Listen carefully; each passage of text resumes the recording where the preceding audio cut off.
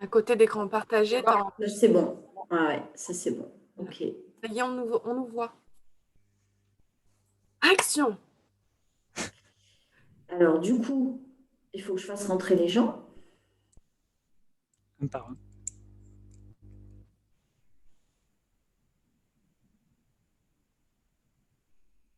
Bonjour. Bonjour tout le monde.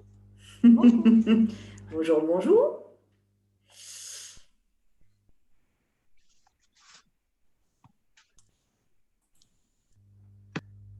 Allô? Oui, bonjour. Bonjour, excusez-moi.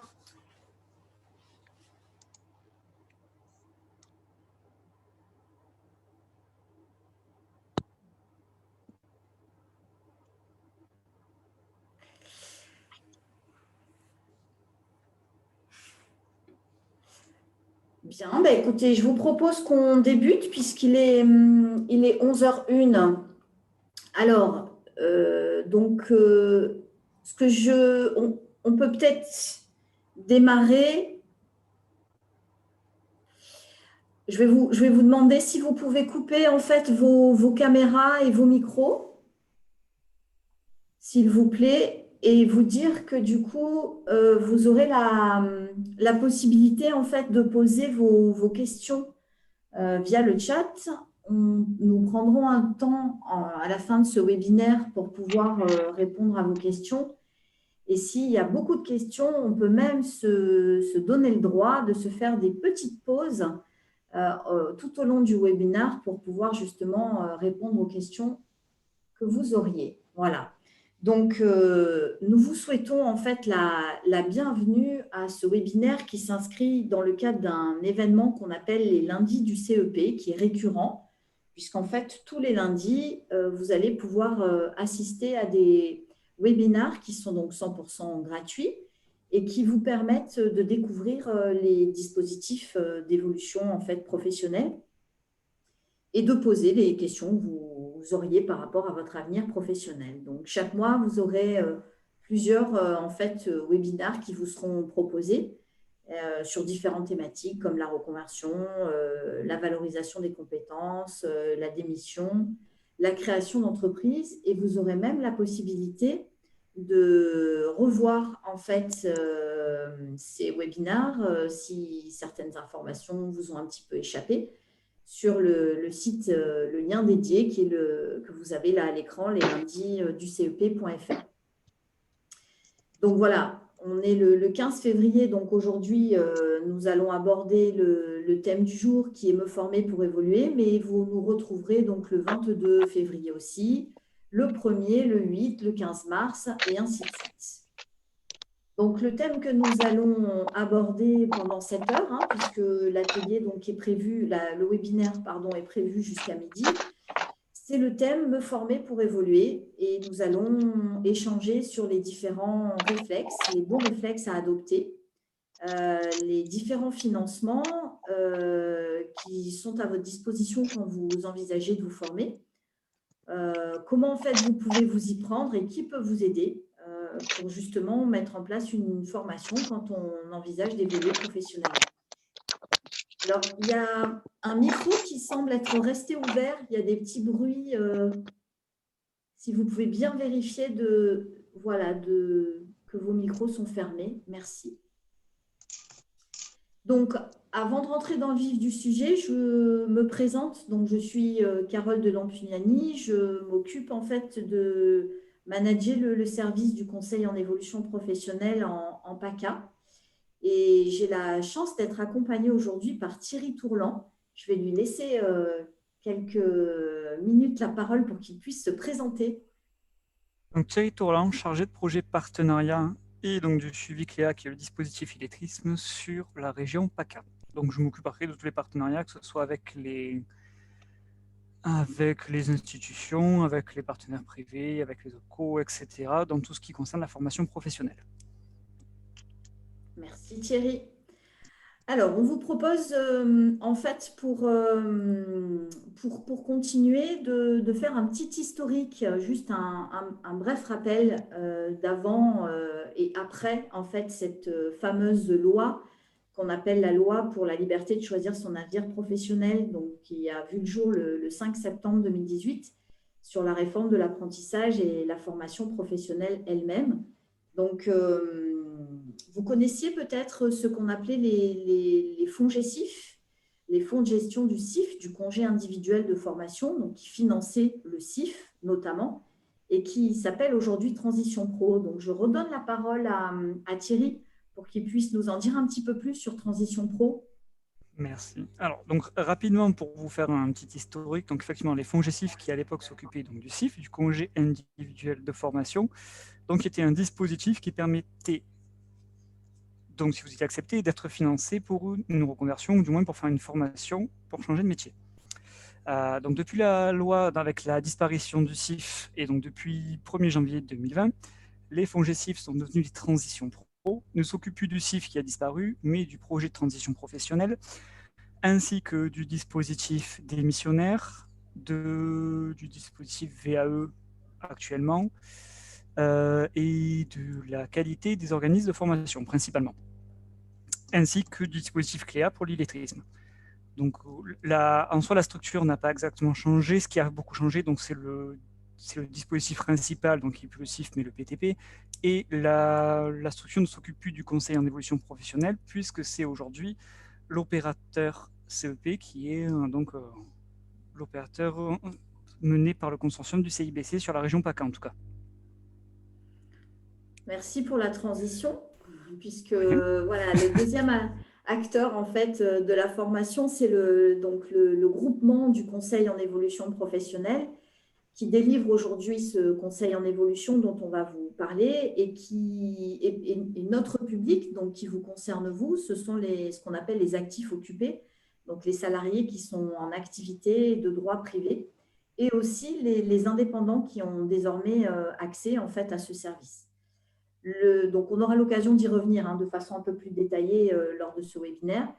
Un troisième acteur qui est important de connaître, c'est ce qu'on appelle la Caisse des dépôts, puisque à aujourd'hui, ils sont ceux qui gèrent l'alimentation et la mobilisation d'un compte dont vous avez certainement déjà entendu parler, qu'on appelle le compte en fait personnel de formation, et qui permet, on va le voir, de financer aussi des formations ou des actions de formation, type bilan de compétences, validation des acquis, etc.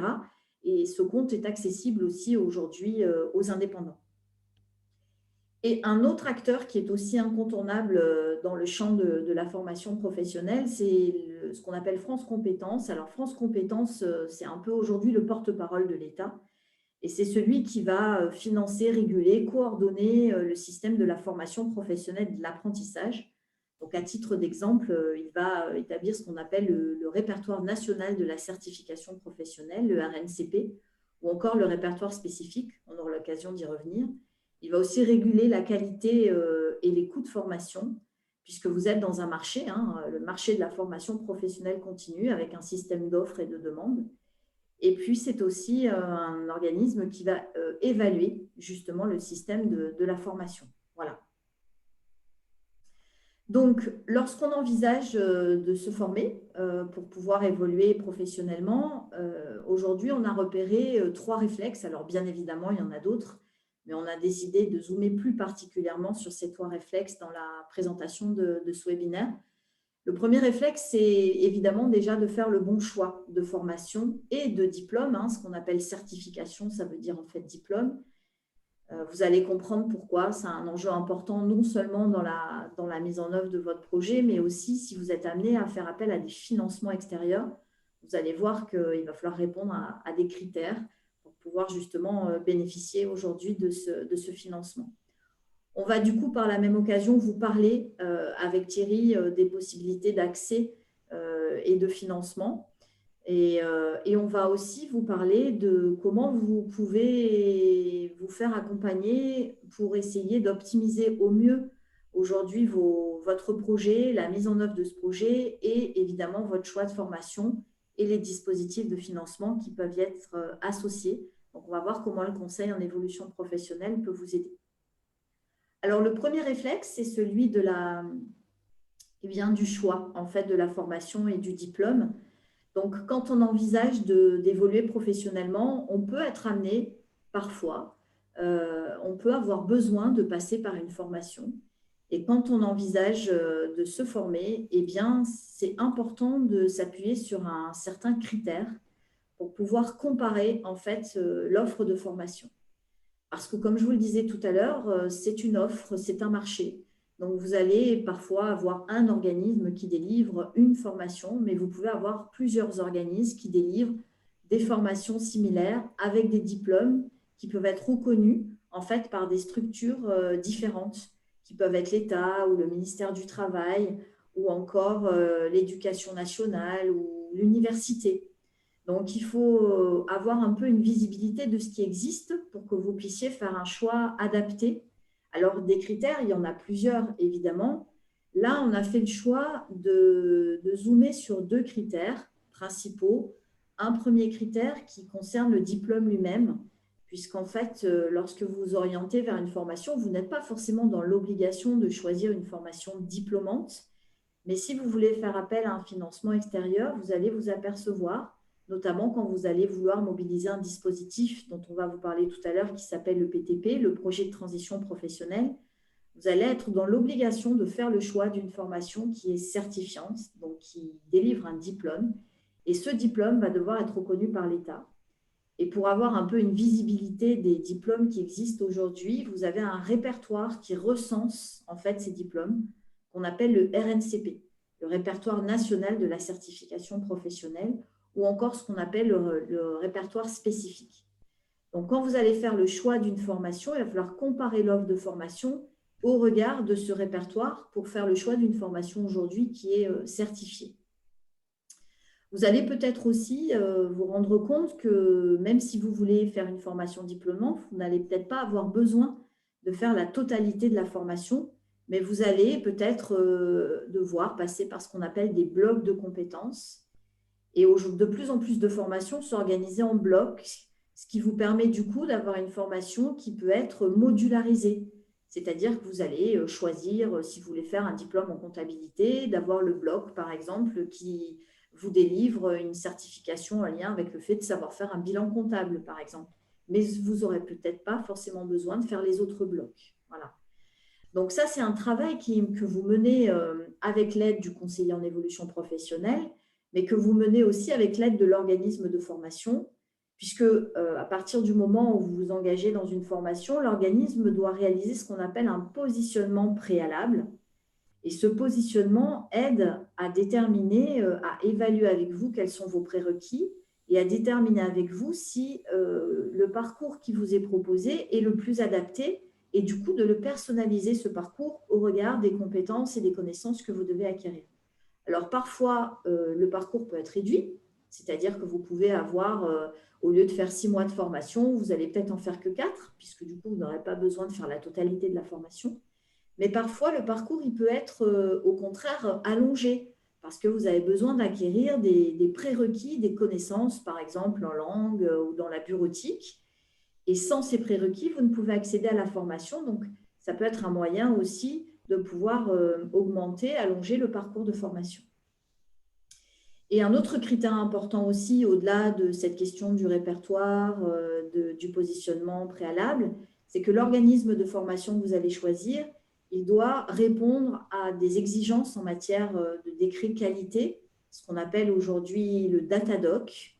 Et en fait, si vous faites le choix d'un organisme qui ne répond pas à ces critères, alors déjà, vous prenez le risque de tomber sur un organisme qui n'est pas forcément de qualité, mais au-delà de ça, vous allez voir qu'il est nécessaire en fait de choisir un organisme datadocké, comme on dit dans le jargon, pour pouvoir bénéficier de ces fameux financements extérieurs dont on va parler.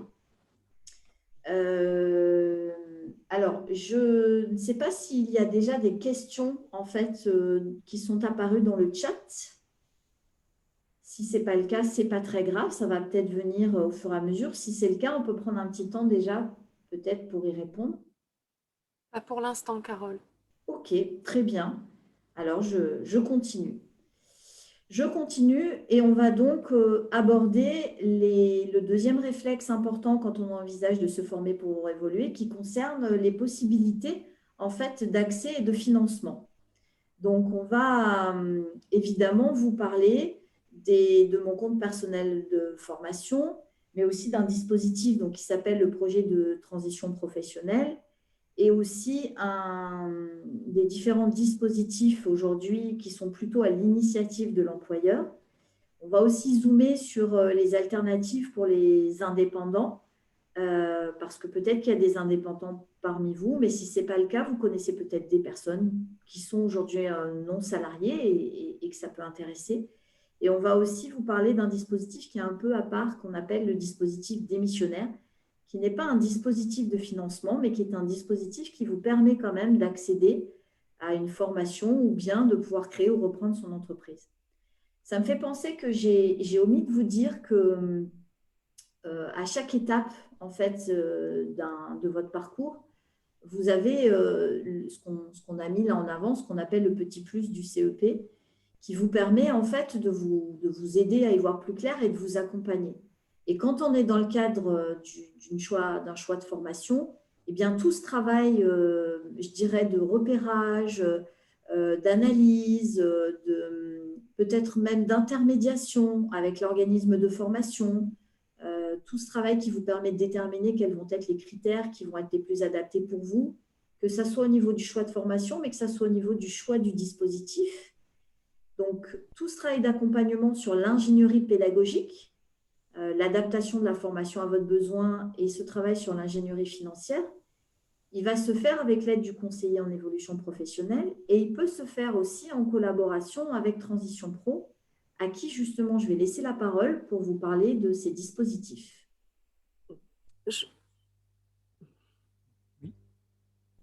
Juste Thierry, je me permets, je pense que vous pourrez peut-être apporter finalement une réponse à deux voix. C'est exactement en lien avec ce que tu viens de dire, Carole, dans le chat. Donc je lis. Si j'ai trouvé une formation prévue le 8 mars et pas pu faire de demande à Transition Pro Maxi le 28 novembre 2020, à qui puis-je faire appel? Peut-on contacter un CEP en situation d'arrêt maladie? Peut-on faire une formation à distance? Donc, c'est deux personnes différentes qui ont posé ces différentes questions.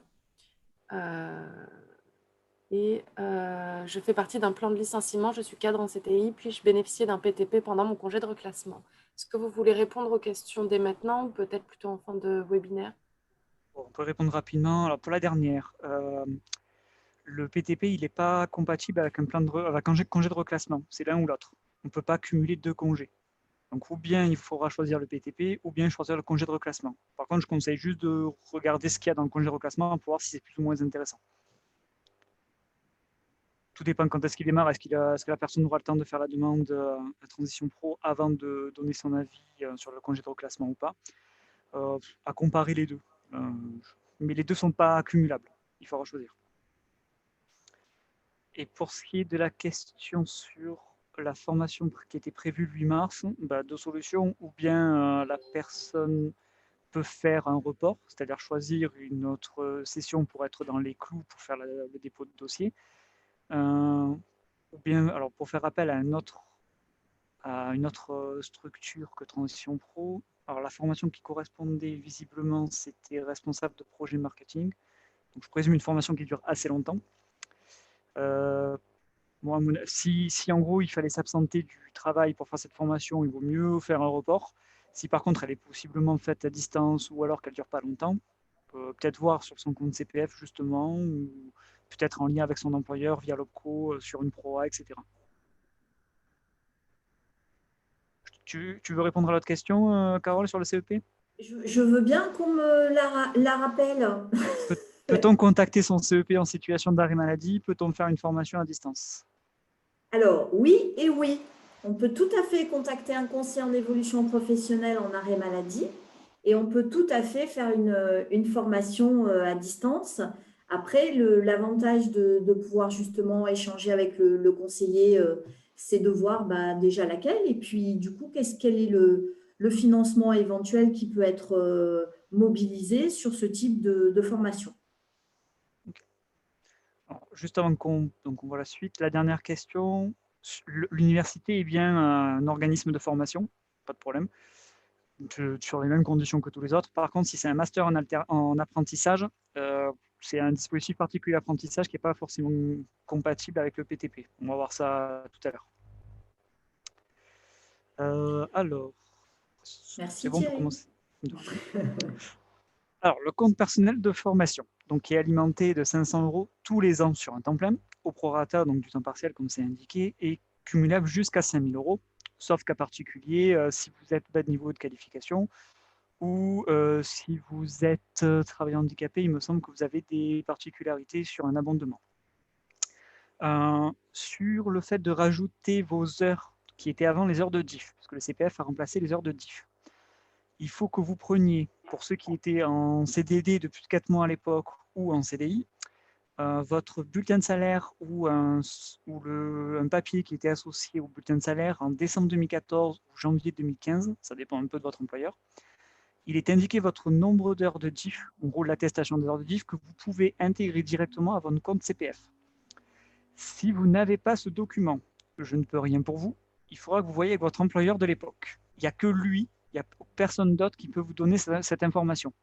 Donc si vous ne l'avez pas, malheureusement, ou c'est perdu, ou alors il faut que vous recontactiez votre employeur de l'époque. Vous l'intégrez normalement directement sur votre compte CPF, il vous demande de scanner cette attestation et ça intègre directement vos heures. Faites attention, les heures, elles ne pouvaient être intégrées à la base que jusqu'au 31 décembre 2020, ça a été reporté au 30 juin 2021. C'est pas dit qu'il puisse y avoir normalement un autre report. Jusqu'à aujourd'hui, on n'en sait rien. Donc je vous conseille de le faire assez rapidement. C'est valable et pour le privé et pour le public. Jusqu'à présent, là, pour le 30 juin, c'est la date qui correspond aux deux maintenant. Donc je ne sais pas s'il y aura un report. Je ne pense pas. Si vous avez besoin à ce niveau-là de justement être aidé par rapport à cette activation ou à tout simplement à des précisions sur comment est-ce qu'on peut ajouter ces heures diff par rapport à son compte personnel de formation, ça fait partie aussi des choses sur lesquelles le conseiller peut justement vous être utile, vous aider peut-être aussi à entrer en contact avec la Caisse des dépôts pour récupérer des attestations si jamais vous n'arrivez pas à les obtenir via votre employeur. Voilà. Donc pour toutes ces questions-là aussi, ça fait partie des aides qu'on peut vous apporter. Tout à fait.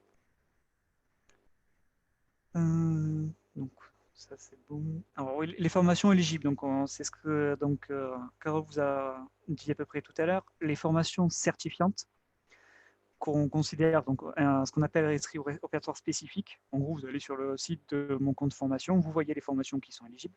Donc normalement, vous avez les formations certifiantes qui correspondent à RNCP, les formations informatiques, linguistiques. Alors les permis, normalement, ici sont quasiment tous, sauf le permis moto, il me semble, à vérifier. La VAE, bilan de compétences, toutes les formations liées à la création ou à la reprise d'entreprise. Et normalement, c'est à peu près tout, c'est déjà pas mal. Normalement, alors, quand vous allez sur le site Mon compte formation, deux solutions pour voir si la formation que vous voulez faire est finançable par votre compte formation. Vous tapez la formation directement dans le moteur de recherche.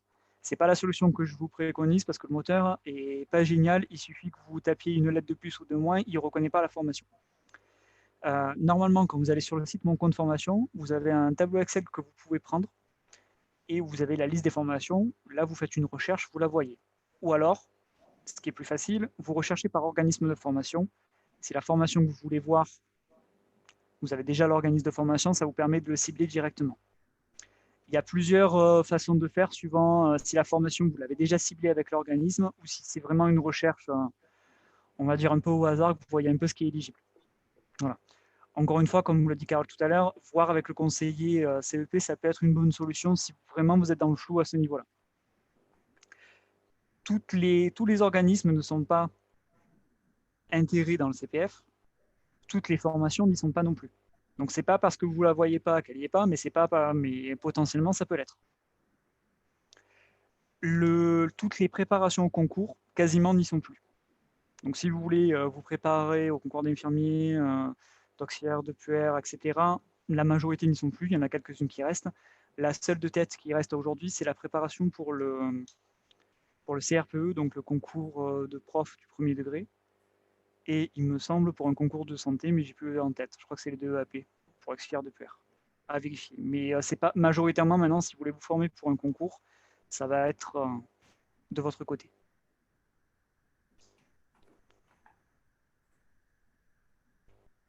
pour le projet de transition professionnelle. Donc, qui est le dispositif que gère aujourd'hui Transition Pro PACA, et tous les transitions pro en France et dans les dom-toms.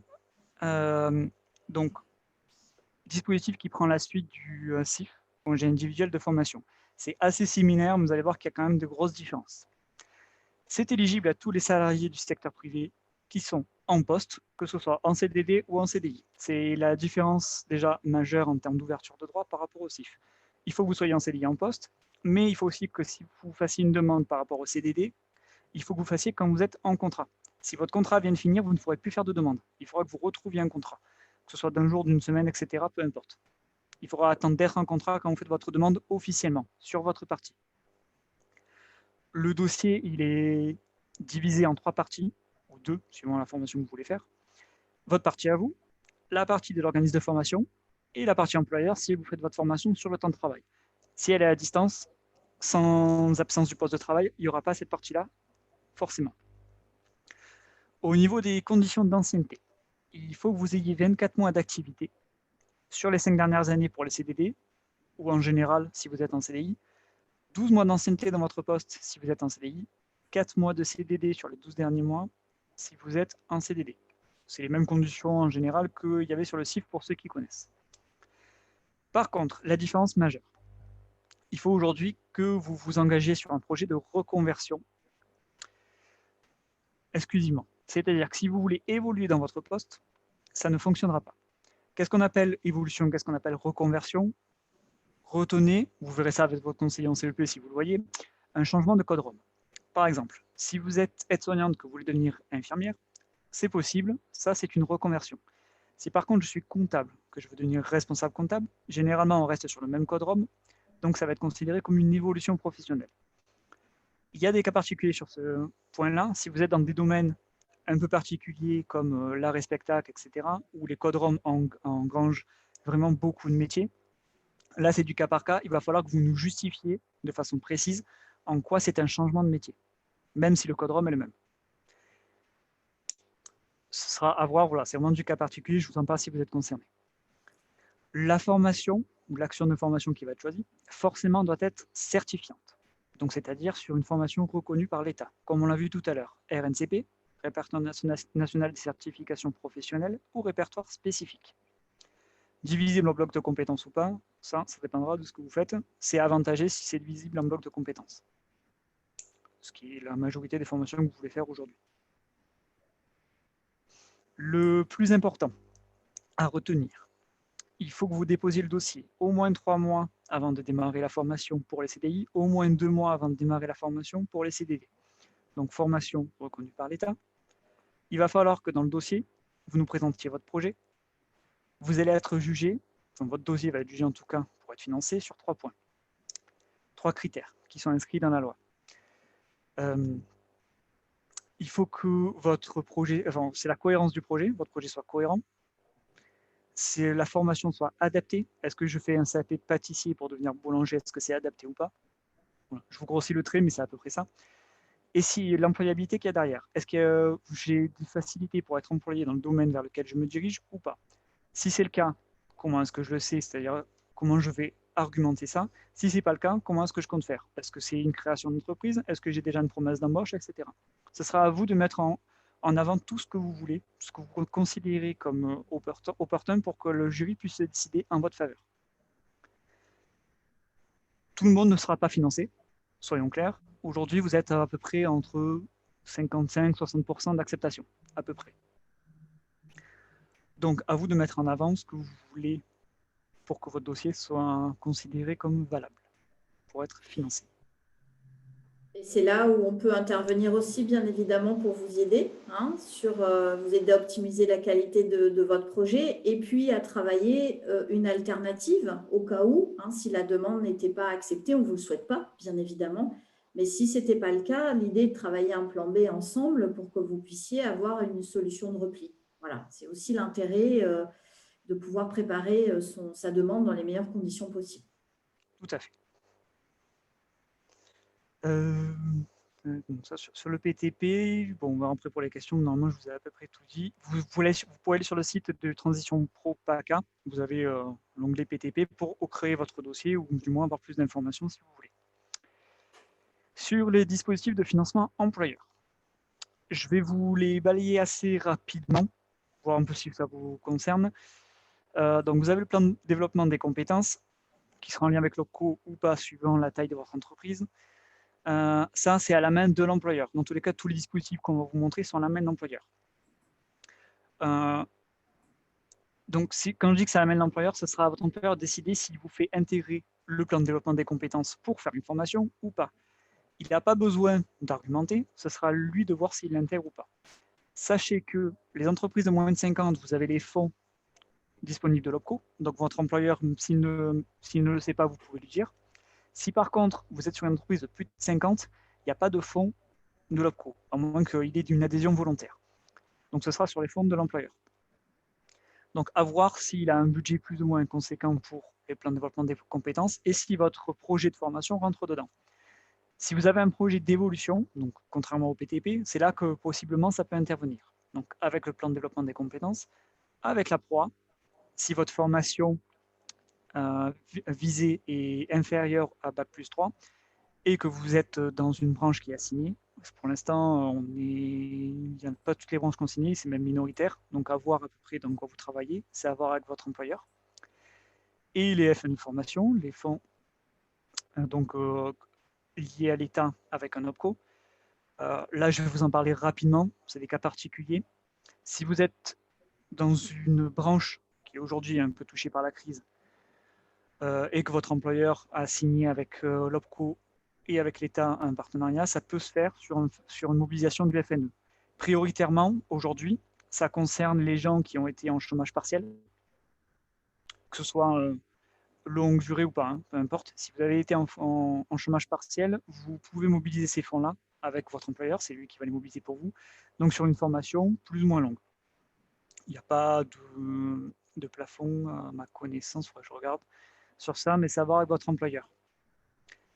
Ces formations-là, elles sont finançables sur le FNE. Normalement, elles ne concernent qu'une évolution dans votre domaine.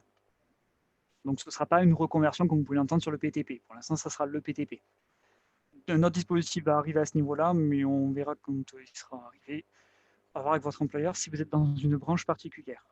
Aujourd'hui, les branches ne sont pas définies sur celles qui sont prioritaires pour ces fonds-là, FNE et l'autre dispositif qui va arriver. Donc, si votre employeur de toute façon est concerné, il vous le dira. Pour ce qui est de la PROA et le plan de développement des compétences, c'est à voir avec votre employeur pour le mobiliser et avec l'OPCO. Prioritairement pour la PROA en tout cas. Si vous avez des questions à ce niveau-là, je vous laisse les poser. Je ne vais pas très en détail parce que majoritairement, ça ne va pas vous concerner normalement et ce sera à la main de votre employeur. Merci Thierry. OPCO, juste pour information, je ne sais plus si tu l'avais précisé, ça veut dire opérateur de compétences. Oui, c'est vrai, excusez-moi. Je reste dans mon jargon. L'OPCO, c'est ce qu'avant on pouvait appeler l'OPCA, si ça vous parle un peu plus, qui a changé de nom en 2018 puisqu'il y a eu une fusion d'OPCA en OPCO. Aujourd'hui, ils ne sont plus que 11. Oui, c'est ça. Donc, opérateur de compétences qui gère majoritairement l'apprentissage pour le dispositif principal, qui font après du conseil aux entreprises et qui gèrent avec la PROA, le plan de développement des compétences, etc. Merci. Donc bon, voilà, vous avez vu qu'entre le CPF, le projet de transition professionnelle, les dispositifs de financement par l'employeur et ceux qui vont probablement, celui qui va arriver probablement prochainement là, ça peut faire beaucoup, ça peut rendre le paysage un peu compliqué de se dire mais finalement, est-ce qu'il vaut mieux que je passe par ce dispositif ou un autre? Est-ce que je peux cumuler les dispositifs? Si j'utilise le PTP, qu'est-ce que devient mon CPF? Voilà, tout ce genre de petites questions que vous pouvez vous poser. N'hésitez pas du coup à solliciter votre conseiller parce que c'est aussi vous aider à choisir la solution qui peut être la plus adaptée et voir si on peut mixer aussi des solutions, hein, puisque de plus en plus, les demandes peuvent s'avérer coûteuses, puisqu'il y a des prises en charge au niveau parfois du coût pédagogique, mais parfois aussi au niveau de la rémunération. C'est parfois aussi ce qui peut être intéressant quand on fait une demande de prise en charge. Voilà, donc tous ces éléments-là font partie des aides qu'on peut vous apporter à la fois en titre d'information, mais à titre de mobilisation de ces dispositifs. On voulait quand même vous faire un petit zoom aussi sur les travailleurs indépendants, qu'on appelle aussi donc travailleurs non salariés, puisque vous aussi, en tant que travailleur non salarié, vous êtes amené à cotiser à ce qu'on appelle la SSI, qui est la Sécurité sociale des indépendants. Et en plus de cette cotisation, vous avez aussi la possibilité de mobiliser le compte personnel de formation, puisque maintenant, vous y avez accès, peu importe votre statut ou votre forme juridique. Donc, en ce qui concerne la mobilisation du CPF, la mobilisation se fait dans les mêmes conditions que ce que vous a expliqué Thierry tout à l'heure pour les personnes qui sont salariées. Et donc, finance au même titre les actions de formation qu'on a vues, que ce soit formation classique ou bien bilan de compétences, aide à validation des acquis, etc. Pour la sécurité sociale des indépendants, il faut savoir que la SSI reverse à ce qu'on appelle des fonds d'assurance formation et que du coup, vous avez aussi la possibilité de demander des prises en charge financières dans le cadre de ce fonds d'assurance formation, en complément éventuellement ou de façon distincte du compte personnel de formation. Donc, à l'écran, vous avez les différents fonds d'assurance formation aujourd'hui qui existent. Donc, vous voyez que pour chaque activité, le fonds d'assurance formation n'est pas forcément le même. Pour la profession libérale, ça va être le FIFPL. Pour la profession libérale médicale, ça va être le FAFPM. Pour les commerçants et dirigeants non salariés du commerce, de l'industrie et des services, on est sur la GFIS. Pour l'artisan, le chef d'entreprise inscrit au répertoire des métiers ou auto-entrepreneur artisan, on est sur le FAFCA. Pour les exploitants agricoles et chefs d'exploitation forestière, Vivea. Pour les artistes auteurs, l'AFDAS. Et pour les professionnels de la pêche, OCAPIA. Voilà, donc à la fois vous pouvez mobiliser le CPF et à la fois vous pouvez mobiliser les fonds d'assurance formation. Et c'est pareil, si vous voulez plus d'informations, n'hésitez pas à nous contacter. Un petit zoom rapide sur le dispositif démissionnaire. Je te laisse la parole à nouveau, Thierry. Oui. Alors, dispositif démissionnaire, donc, qui est sorti avec un décret donc, du 5 septembre 2018 sur la réforme dont on parle depuis le début. Mise en place, il me semble, fin 2019. Oui, c'est ça, fin 2019. Donc, le dispositif démissionnaire. Là, pour le coup, vous avez une obligation de vous faire accompagner au moins une fois par un conseiller en évolution professionnelle. Vous n'avez pas le choix, il faut y passer. Contrairement au PTP où c'est que conseiller, là, c'est une obligation. Vous faites le dossier avec lui. Quand vous allez faire le dossier, vous allez nous présenter votre projet. Le Transition Pro va vous donner un caractère réel et sérieux de votre projet. Le caractère réel et sérieux qu'on vous donne ne veut pas dire que nous, on vous donne accès à la démission. C'est-à-dire que ça va vous permettre de vous démissionner pour toucher les ARE derrière si vous ouvrez les droits. Je dis bien si vous ouvrez les droits. Nous, Transition Pro, nous ne donnerons pas d'avis sur votre ouverture de droit, c'est à vous de vous renseigner avant. C'est pour ça que de toute façon, le conseiller CEP, il est primordial de le faire avant. Vous avez un site sur Pôle emploi de toute façon pour vérifier votre ouverture de droit. Il faut que vous ayez eu 5 ans d'activité ininterrompue. Alors, quand on dit ininterrompue, si vous avez démissionné ou quitté un poste le vendredi et que vous avez repris le lundi, on considère qu'il n'y a pas d'interruption. Mais si vous avez plus que ça, ça a à voir avec Pôle emploi. C'est très important que vous vérifiez ce point-là. C'est même le plus important à gérer pour ne pas vous retrouver la tête dans l'eau quand vous allez démissionner et vous retrouver sans ARE. C'est arrivé à une ou deux personnes qui n'ont pas vérifié, donc je vous conseille de bien faire attention avant. 2 projets de démission, reconversion formation ou création d'entreprise. Reconversion formation, comme le nom l'indique, donc c'est pour changer de métier, vous reconvertir et que vous ayez besoin de formation derrière. Création reprise d'entreprise, vous avez un projet de création de reprise d'entreprise et donc vous démissionnez pour ça. Dans les 2 cas, quand vous démissionnez, c'est-à-dire après qu'on vous ait donné votre attestation et que vous ayez effectivement démissionné, vous avez 6 mois pour mettre en place votre projet. Ce point-là, il est très important. Si dans les 6 mois, vous n'avez pas mis en place votre projet, que ce soit formation ou création d'entreprise, Pôle emploi est à même de vous couper vos ARE. Et ils le font. Donc, 2e point auquel il faut faire attention. Donc, dans tous les cas, quand nous, on vous donne votre attestation, vous n'êtes pas obligé de démissionner tout de suite. Vous avez 6 mois, normalement, pour le faire. Je vous conseille de bien travailler votre projet, même le retravailler après que nous, on vous ait donné votre attestation, pour bien prendre en compte que vous allez intégrer la formation. Il n'y a pas d'aspect financier de notre côté, que ce soit sur les ARE, comme je vous l'ai dit, mais aussi sur le paiement, le financement de la formation. Il va bien falloir que vous anticipiez le fait que potentiellement, ce qui peut arriver, Pôle emploi ou la région ne vont pas financer la formation derrière que vous voulez faire. Ça arrive pour deux raisons. D'un, ils n'ont pas forcément les fonds pour le faire pour tout le monde. De deux, la formation que vous voulez faire n'est pas forcément éligible au plan régional de formation ou aux listes de Pôle emploi. Ou alors, ils ne financeront pas la totalité, si c'est Pôle emploi. Ça arrive aussi. Et dans tous les cas, si vous avez démissionné, ça ne changera pas le fait qu'il faudra que vous mettiez en place votre projet dans les 6 mois. Donc, je vous conseille avec votre conseil SEP de bien travailler le plan A, le plan B, le plan C pour les financements de formation. C'est arrivé, alors je vais vous parler pour la région PACA, je ne vais pas vous parler pour toutes les régions parce que je n'ai pas les retours de tous, mais c'est arrivé à une ou deux personnes que Pôle emploi n'ait pas pu financer. Une personne parce que la formation n'était pas éligible sur les listes Pôle emploi. Ça arrive si vous êtes surtout dans des domaines comme la naturopathie, etc., où Pôle emploi ne financera que rarement. Ou c'est arrivé parce qu'une personne n'a pas eu la place de financement en région, et comme ce sont des sessions particulières où la région achète, vous ne pouvez pas demander un report. Et dans tous les cas, ça ne changera pas que vous deviez mettre en place votre projet. Donc je vous conseille de bien anticiper quand vous faites ça. C'est un dispositif qui est intéressant, mais je vous conseille quand même de regarder quand vous le faites. C'est pas comme un PTP où si vous êtes refusé, vous restez en poste. Voilà. Si tu veux rajouter des choses, Carole.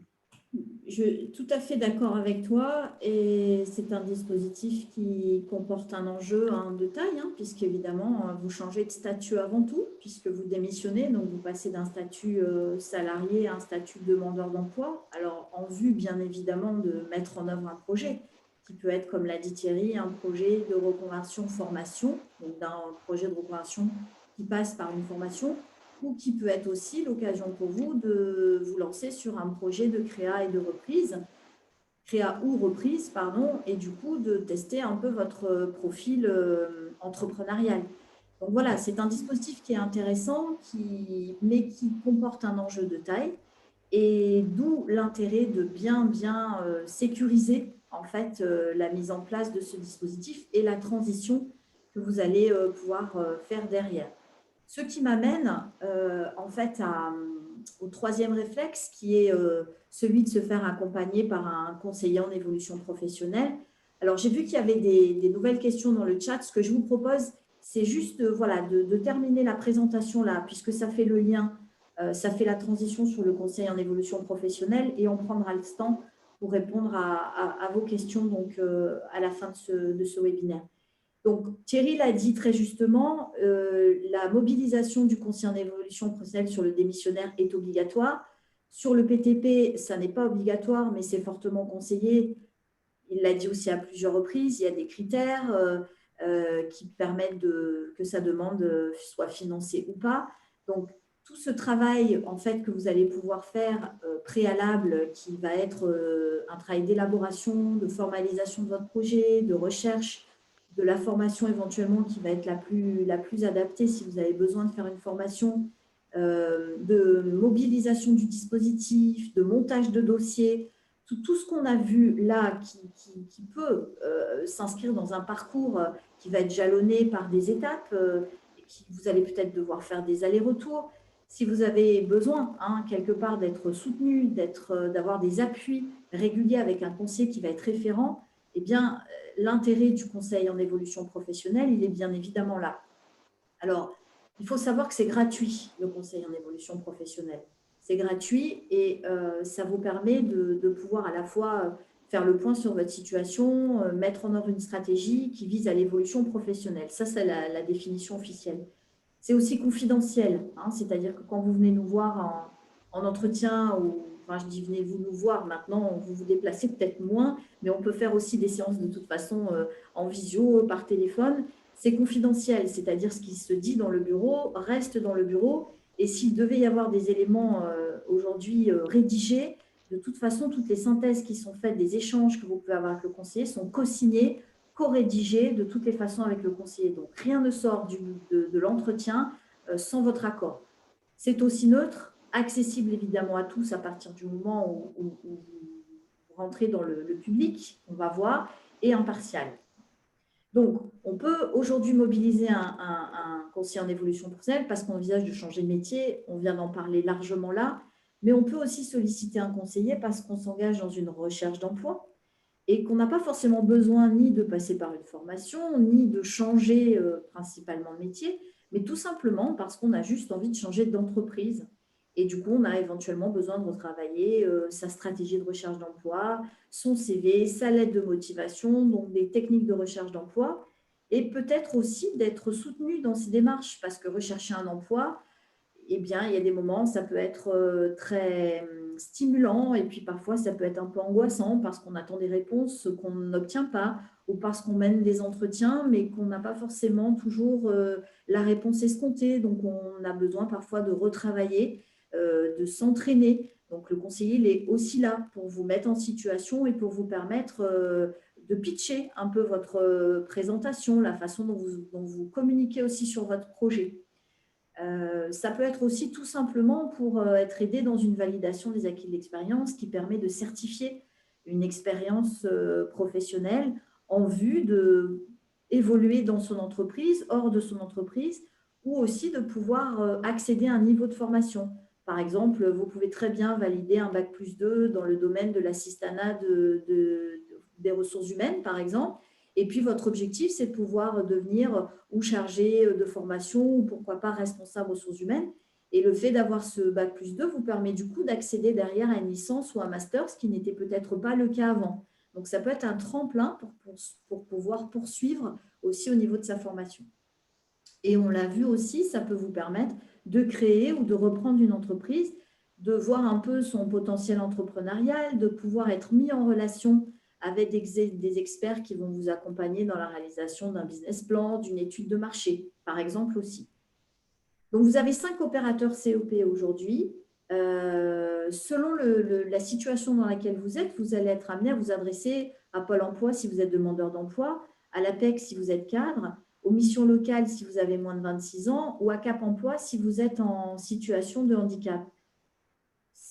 Tout le reste, c'est nous. Donc, à partir du moment où vous n'êtes pas dans ces 4 autres catégories, à ce moment-là, vous allez pouvoir mobiliser le conseil en évolution professionnelle.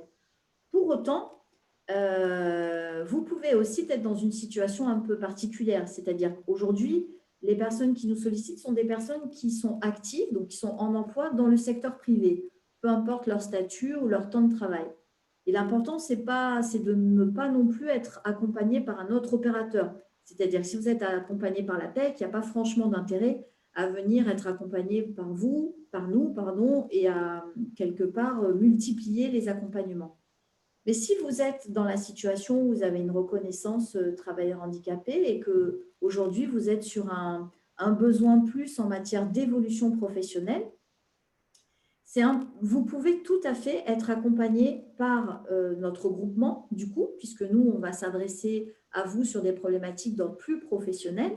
Et si, par contre, vous avez quand même besoin de mobiliser des dispositifs propres à ce qui touche à la santé, on pourra tout à fait travailler en collaboration avec Cap Emploi pour, de façon ponctuelle, que vous puissiez aussi bénéficier de ce type de service. Voilà.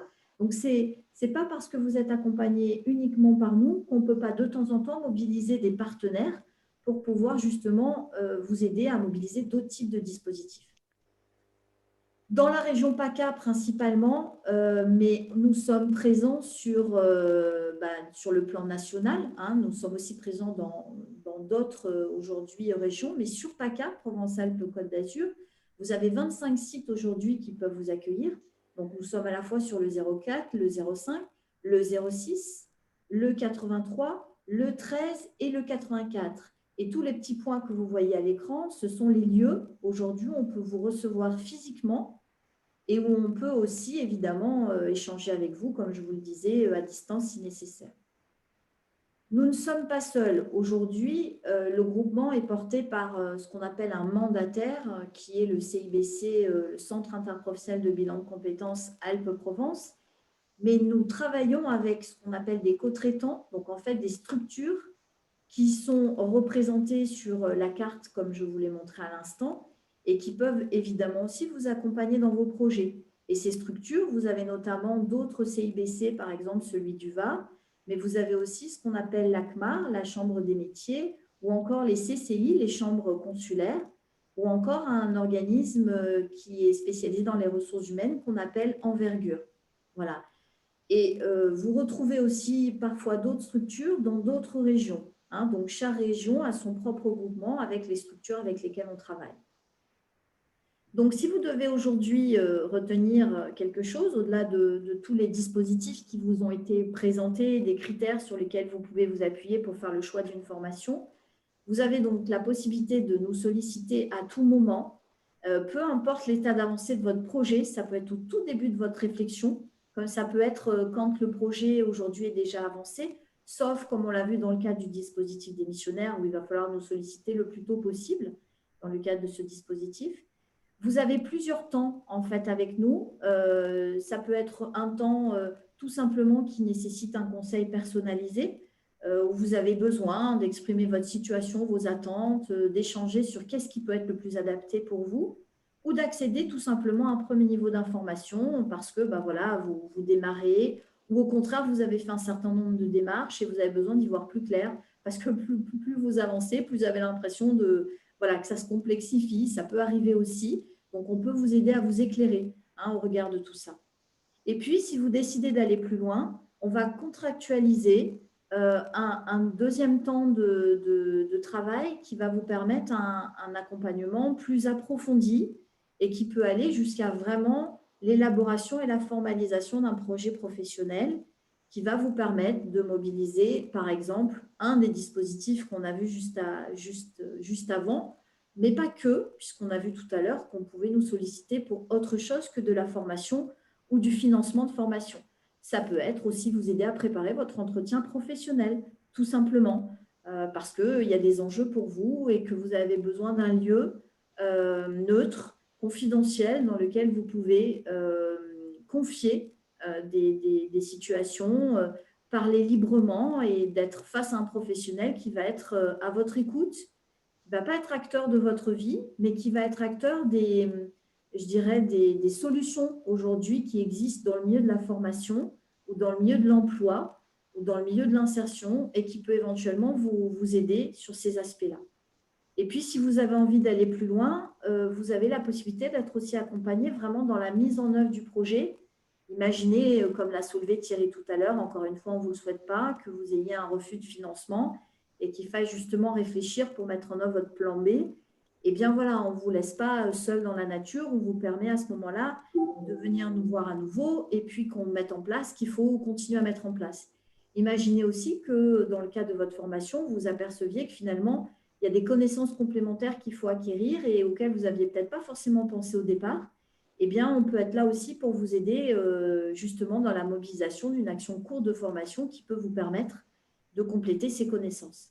Et puis, ça peut être tout simplement besoin d'un appui parce que vous vous sentez peut-être un peu fragile ou en tout cas, vous avez besoin de lever des freins, notamment par rapport à une aide à la recherche d'emploi, par exemple. Eh bien, le conseiller aussi peut vous remobiliser, aider à vous redynamiser et peut-être aussi trouver des solutions à des situations qui sont bloquées en jouant le rôle un peu de médiation avec des organismes, quels qu'ils soient. Donc voilà, c'est un accompagnement multimodal parce qu'il peut être fait de façon physique ou aussi en distanciel, que ce soit en visio ou par téléphone. Et il est à la carte, c'est-à-dire que vous pouvez à tout moment nous solliciter, décider d'arrêter et revenir nous voir par la suite si ça s'avère nécessaire. Donc, pour terminer, si vous souhaitez prendre un rendez-vous avec nous, vous avez un numéro de téléphone donc unique, non surtaxé. Vous avez une plateforme téléphonique qui est joignable du lundi au vendredi de 8h à 19h et le samedi de 9h à midi. Donc, c'est le numéro qui s'affiche à l'écran, 09 72 01 02 03. Et vous avez aussi la possibilité, par le biais de notre site internet, mon-cep.org, de vous familiariser avec l'information qu'on vient de vous donner aujourd'hui et de prendre rendez-vous directement avec un conseiller si besoin. Nous vous remercions de votre attention et je vous propose qu'on balaye du coup les questions. J'ai vu qu'il y en avait plusieurs, donc Annabelle, je te laisse peut-être le soin de nous les poser, si tu veux Tout à bien. fait. Je veux bien. Il y avait des questions, les premières questions auxquelles vous n'avez pas encore répondu concernaient le CPF, savoir si les euros cumulés sur le CPF étaient cessibles à quelqu'un d'autre. Je pense, non, vu que c'est lié au numéro de sécurité sociale, je ne pense pas. Ça m'étonnerait franchement. C'est impossible puisque, comme son nom l'indique, c'est un compte personnel de formation. Il y avait une personne qui recherche une formation pour devenir CEP et qui a du mal à trouver cette formation. Est-ce qu'il y aurait une formation CEP qui existe? Alors, CEP à proprement parler, pas encore. Par contre, on peut tout à fait devenir conseiller en évolution professionnelle en faisant la formation de conseiller en insertion professionnelle, ce qu'on appelle le CIP. Ça peut être un moyen d'accès. Après, ça peut être aussi une formation dans le domaine de l'accompagnement professionnel ou encore des bilans de compétences ou encore de la transition professionnelle. Donc là, on va peut-être être plus sur des niveaux type master, par exemple, qui peuvent être spécialisés dans le domaine. Ensuite, on avait des questions, je pense, plutôt en lien avec ce que tu disais, Carole, l'articulation avec les différents partenaires, notamment Cap Emploi. Là, la question, c'est en ayant une reconnaissance RQTH, donc reconnaissance qualité de travailleur handicapé, est-ce que la GFIP peut financer? Alors, ça dépend de quoi on parle.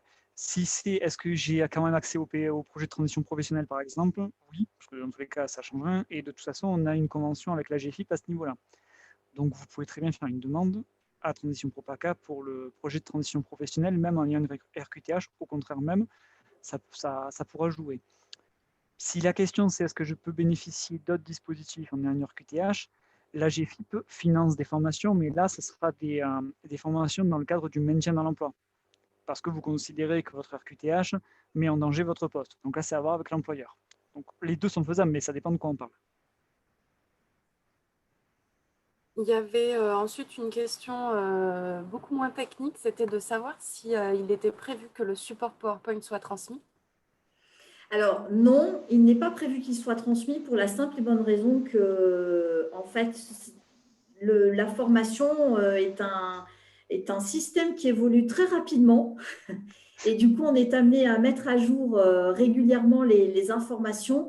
Vous voyez, très récemment, par exemple, France Compétences nous a informé que maintenant, les délais de constitution de dossier pour le PTP étaient de 3 mois pour tout le monde. C'est-à-dire que vous soyez en CDI ou en CDD, eh bien, il faut que votre dossier soit constitué au plus tard 3 mois avant le début de la formation. C'est une info qui est tombée très récemment. Donc, si vous voulez, ce type d'éléments, malheureusement, enfin, nous amène à réajuster régulièrement nos supports. Par contre, le webinaire est enregistré. Donc, vous avez tout à fait la possibilité de le voir en replay. Merci Carole. On avait une question aussi sur le dispositif démissionnaire, savoir si dans le cadre du dispositif démissionnaire, est-ce qu'on pouvait mobiliser un financement CPF? Donc je Tout à suppose fait. pour démission de Tout à conversion à fait. la formation. Oui, oui, tout à fait. On peut tout à fait mobiliser un financement CPF quand on souhaite financer sa formation dans le cadre de ce dispositif, puisque comme l'a souligné Thierry, le dispositif ne permet pas le financement d'une formation.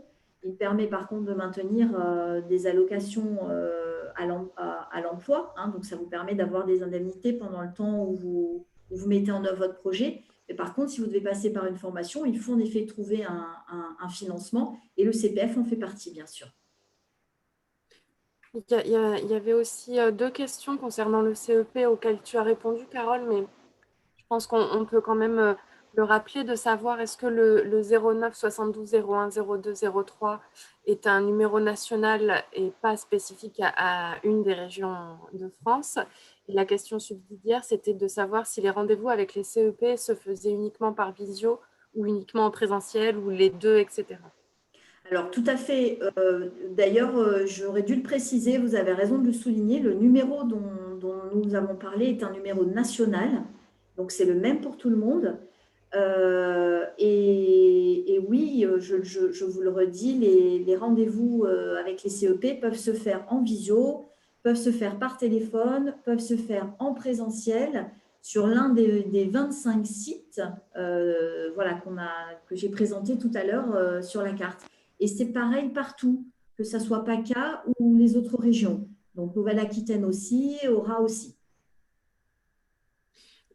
Si jamais, enfin, je me permets de compléter, si jamais vous dépendiez d'un autre opérateur CEP, on ne manquera pas justement de vous rediriger vers le bon interlocuteur, la bonne personne, comme le disait Carole, sur les différents partenaires. On pourra également vous réorienter si besoin. Il y a encore deux autres questions. Est-ce que le CP... Excuse-moi, Annabelle, je complète même ce que tu viens de dire, et ce même le début de l'aiguillage. C'est-à-dire que si vous appelez la plateforme, vous avez des chargés d'informations qui sont là aussi pour justement vous accueillir et voir avec vous quel est l'opérateur référent qui va être le plus adapté pour vous, au regard de votre situation. On a une question sur le CPF en lien avec la rupture conventionnelle. Est-ce que le CPF est-il possible également avec une rupture conventionnelle? Oui, le CPF, il appartient à la personne, pas à votre contrat, votre statut ou quoi que ce soit. Donc, que vous soyez démissionnaire, rupture conventionnelle, que vous soyez en arrêt maladie ou quoi que ce soit, peu importe. Vous pouvez le mobiliser. On a une question, du coup, je pense peut-être plus pour Thierry. Celle-ci, avoir un bilan de compétences peut-il augmenter les chances de voir sa formation de reconversion prise en charge? Peut-on faire un PTP en alternance? Alors, pour le bilan de compétences, en soi, c'est pas le fait d'en faire un ne va pas vous avantager, ne va pas donner plus de chance, on ne va pas vous donner des points pour ça, entre guillemets. Par contre, effectivement, vous nous le joignez dans le dossier, ça va forcément être pris en compte par le jury si le bilan de compétences va dans la même direction que votre choix de formation, je précise. Pour le PTP en alternance, oui, alors, effectivement, j'ai oublié de vous préciser, je vais vous préciser maintenant. En soi, c'est faisable de faire un PTP avec une formation en alternance, mais ce n'est pas conseillé. Ce n'est pas conseillé parce que pendant que vous faites un projet de transition professionnelle, vous avez un maintien de salaire. Ce maintien de salaire, il est lié au nombre d'heures que vous faites dans la semaine. Si en gros vous êtes sur un CDI, CDD normal de 35 heures, si vous faites 30 heures de formation par semaine, vous avez une rémunération à temps plein.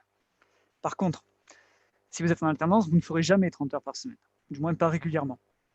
Donc, vous n'aurez jamais de formation, de rémunération à temps plein. Pourquoi? Parce que vous aurez un stage qui est largement supérieur à ce que préconise le référentiel de votre diplôme. Donc, vous allez avoir rapidement une partie des stages qui ne seront plus rémunérés. C'est-à-dire qu'en gros, au bout du deuxième mois, pratiquement, vous n'aurez plus de rémunération sur les stages. L'alternance, ce n'est pas conseillé sur un PTP. Si vous voulez faire une alternance, vous faites un contrat d'apprentissage, un contrat pro, vous faites une ProA au sein de votre entreprise, mais vous ne faites pas un PTP. C'est faisable, mais je ne vous conseille pas. Merci Thierry. On a une question qui vient d'arriver, une dernière question. Je viens d'avoir une réponse favorable pour la rupture. J'aimerais m'engager dans une formation en septembre. Je vais me réinscrire à Pôle emploi. Dois-je monter un dossier PTP d'une façon systématique? Attendez. Je viens d'avoir une réponse favorable pour la rupture. C'est-à-dire quelle rupture? Je pense qu'il s'agit d'une rupture conventionnelle. Ah, d'accord. Pour une personne qui va partir alors, en formation en septembre en passant par la case Pôle emploi. Dans tous les cas, le PTP, il est lié à votre contrat. Donc, si vous êtes en CDI, que vous nous faites une demande et que vous n'êtes plus en contrat bien avant le fait de démarrer la formation, le PTP, il ne va pas tenir. À vérifier quand même, je vous conseille quand même de vous rapprocher de votre... Enfin, si vous avez déjà monté le dossier, de vous rapprocher de votre conseiller, de votre chargé d'instruction du dossier. Mais si la rupture est valable avant, et intervient avant le fait de monter le dossier, je pense que ce ne sera pas valable.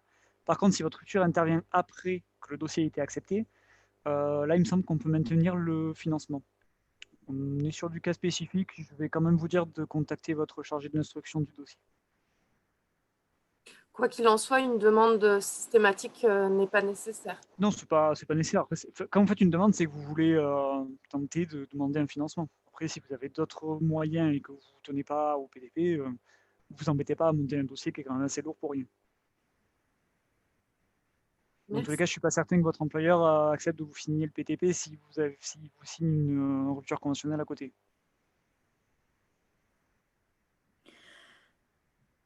Merci beaucoup. Exact. Oui, vas-y, Annabelle. Ah non, je remercie Thierry pour sa réponse. En tout cas, moi, je vous remercie pour vos questions aussi parce que, du coup, il y en a. Bah, merci à vous. Merci pour les questions parce que c'est vraiment toutes les questions que vous posez là. C'est le type de questions aussi que vous pouvez poser quand vous rencontrez un conseiller et sur lequel, justement, on pourra vous apporter des réponses. Et s'il le faut, on peut aussi se mettre en relation avec les partenaires avec lesquels on travaille pour que vous ne soyez pas obligés, vous, d'être amenés à multiplier les interlocuteurs pour avoir la réponse à votre question. Donc, c'est un peu aussi l'endroit où vous pouvez justement centraliser vos questions.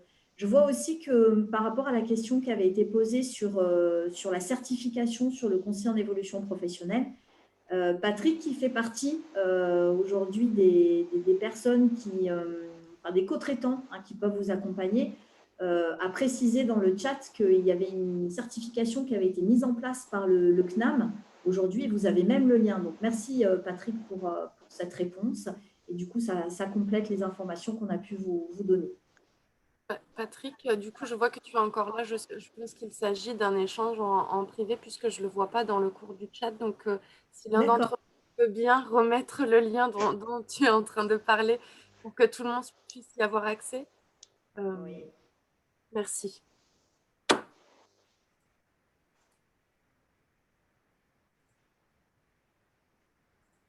J'ai l'impression qu'on n'a plus de questions maintenant. Quoi qu'il en soit, si vous aviez d'autres questions, je me permets, mais si vous aviez d'autres questions qui pouvaient arriver par la suite ou besoin d'avoir des réponses personnalisées à votre situation, n'hésitez pas à vous rapprocher, que ce soit du CEP ou de Transition Pro ou de quelques partenaires que ce soit, quelques acteurs que ce soit. L'idée, c'est que vous puissiez mettre en œuvre la manière la plus adaptée à votre situation, votre projet. Donc voilà, n'hésitez pas à prendre contact avec nous. Merci Carole pour le lien. C'est bon, vous l'avez? Super. Bon, écoutez, tu as fait la conclusion. Merci beaucoup. Merci de votre écoute. Et puis, merci Thierry encore de ta présence pour avoir co-animé ce webinaire. Et puis, à bientôt. Passez une belle journée. Merci à toi et merci tout le monde. Au revoir. Au revoir.